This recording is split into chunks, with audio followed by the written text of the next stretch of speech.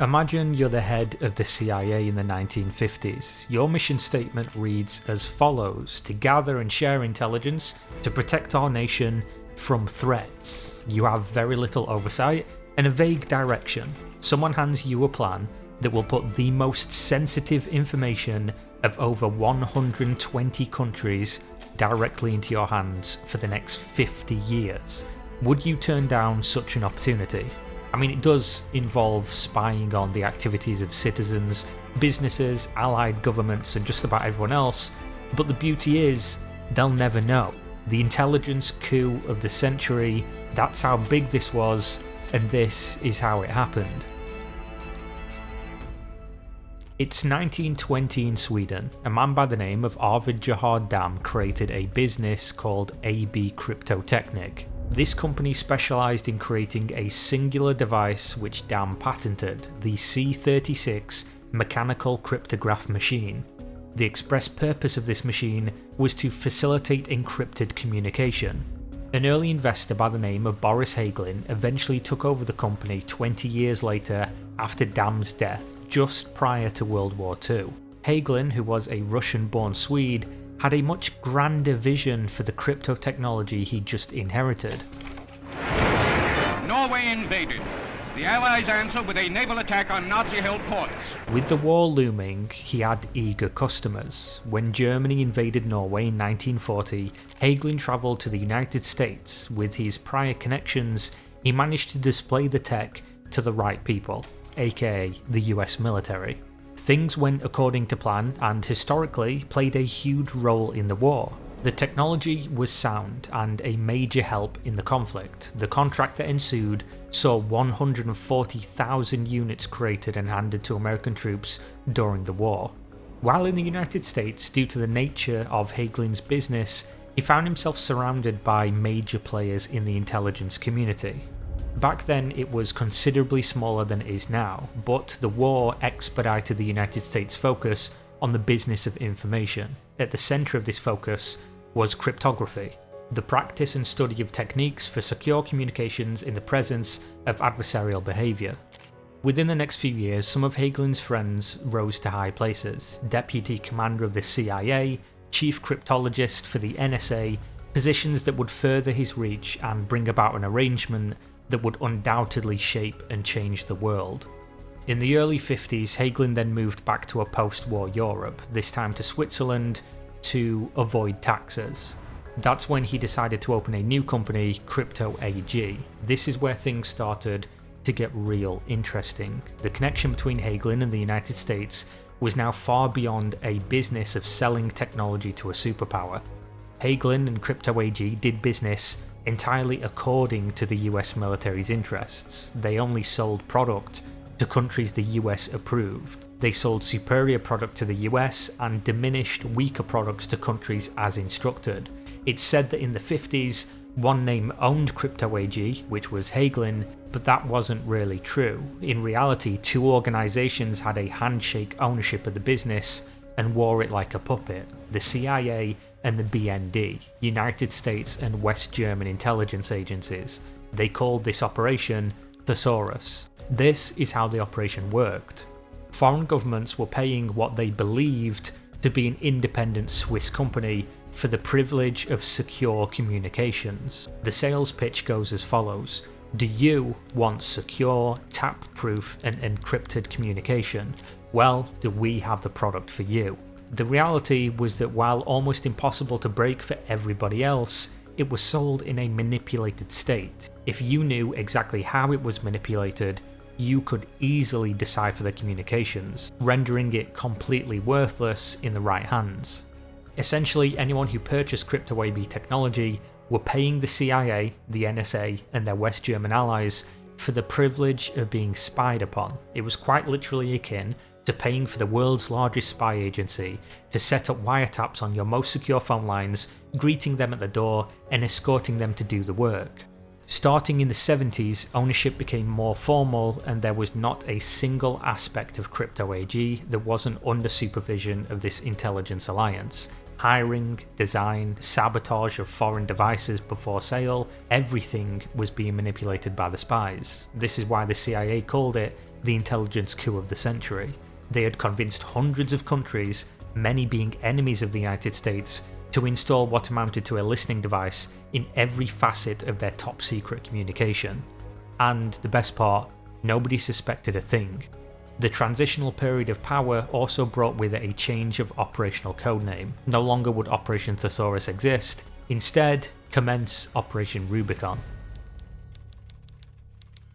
It is of course hard to pinpoint exactly how profound of an impact this operation had on the global landscape, in large part due to the secrecy of the CIA and their operations. There are, however, clear examples that display how insanely effective Rubicon had been in very early applications.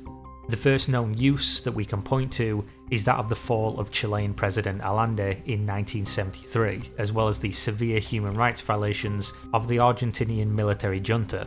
The CIA and BND decoded messages from Argentinian Navy and forwarded these communications to British military during the Falklands conflict. This undoubtedly made a massive contribution to the war effort. It turned the traditional concepts of war completely on its head. The British forces had real-time, up-to-date movements of the enemy at a time where this would otherwise have been impossible. Beyond this, the biggest victims of Operation Rubicon were Saudi Arabia and Iran, two countries the intelligence coalition had great interest in observing closely. They both paid billions of dollars for the technology, unaware of its real purpose.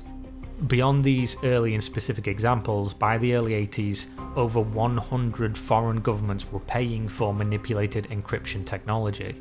The Western Alliance was, however, looking for two different, very big fish. Following World War II and the change of the global political landscape, Russia was the Western concern. In fact, they were the major reason this intelligence alliance formed in the first place. The Cold War was raging and the US were desperate for any information they could gain about the Soviet Union.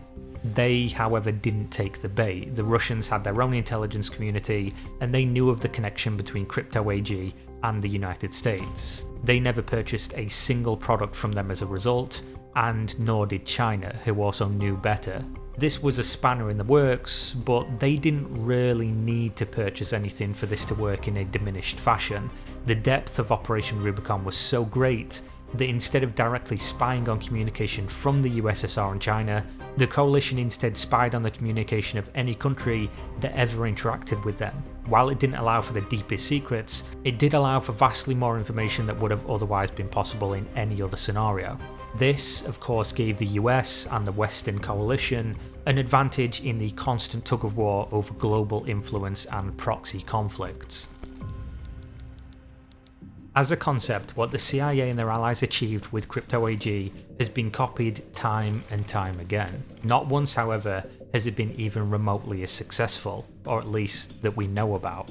So how exactly did the Crypto AG encryption device work, and how did the US gain the intelligence? Despite the beginnings of the secure communication device being rudimentary, the implementation of malicious application was genius. The first device sold by Crypto AG was a typewriter-looking machine which accepted input and pushed out what seemed like streams of randomly generated characters. This was encrypted communication, and the idea was it was unbreakable, or at the very least couldn't be broken for months, which would render any information gleaned to be worthless as a source of intelligence. That was what it was sold as anyway, the reality was much more different. In terms of why the malicious application of manipulation on these machines was genius, well, there would have been much more obvious ways to tamper with such a device, such as installing some form of backdoor access. What they did instead, however, was manipulate the algorithm of certain devices to repeat themselves at short enough intervals for NSA experts to interpret said communication within seconds of having access to them. This still left a substantial job of securing the communications so they could interpret them in the first place, but that would be incredibly easy compared to cracking actual real encryption.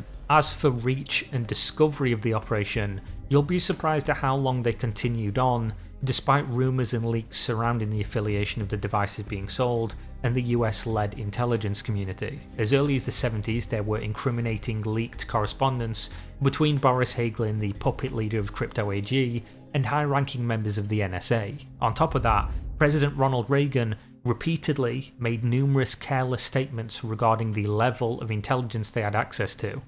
By the 90s, the German half of the Crypto AG spy operation was starting to feel the pressure. The BND elected to sell their half of the business to the CIA and bow out due to fear of exposure being too high. They knew what they were doing would cause a massive backlash, especially since, between the two halves, they had deliberately targeted certain governments, an action that would surely lead to more tension globally.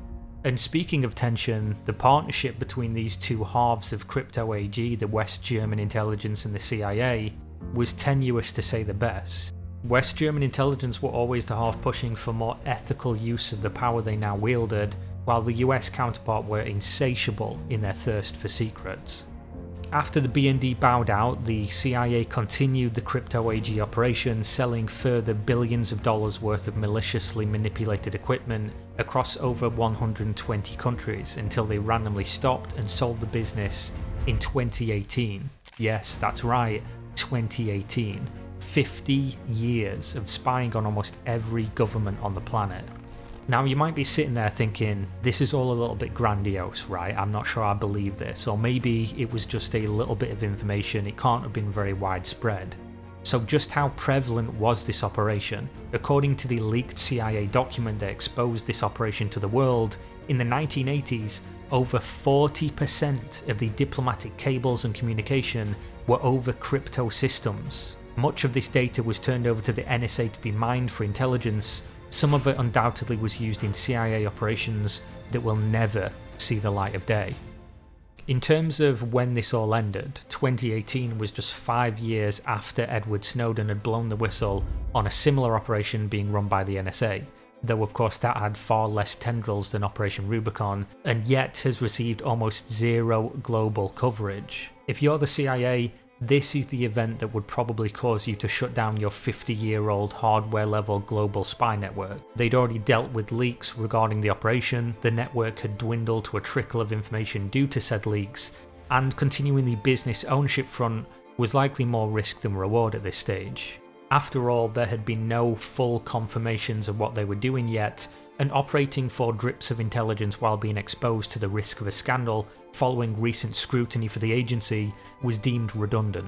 In terms of what happened to Crypto AG after this, the company was split into two separate businesses, both of which still operate as of 2022. The first is Spied Security, who exclusively sell security systems to the Swiss government, and the other, well, this is going to make you scratch your head a little bit, Crypto International. They took over control of the assets of Crypto AG, including all of the maliciously tampered with spy devices the CIA were operating at the time of sale. This is where things get a little bit odd. Crypto International, who have control of the devices to this day, acknowledged they knew the CIA connection. Spied Security, who do not have access to those devices, claim to not know of any connection at all.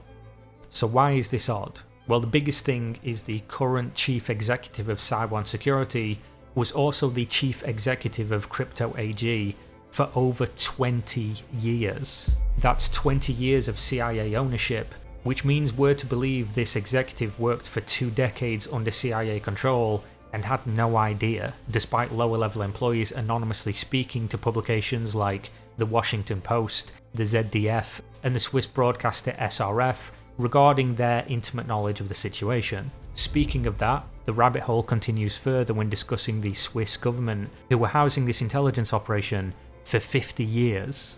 The leaked CIA and BND documents indicate the Swiss government knew about it for decades and did nothing.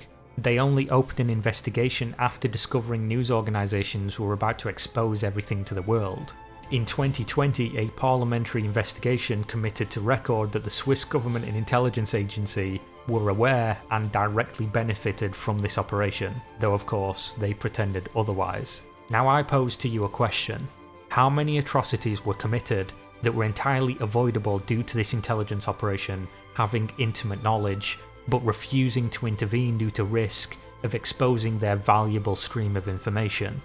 And if you were curious what some of the people in charge had to say regarding this operation, Bobby Ray Inman, former director of the NSA and deputy director of the CIA, said this: "Do I have any qualms?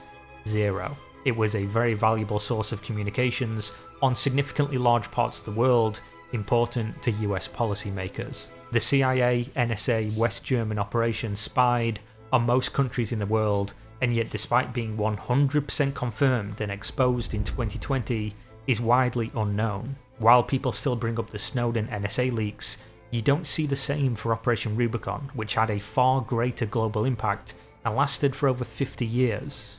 It really makes you wonder why, and also raises questions of what else is going on for so long, so hugely important, and so secretly guarded.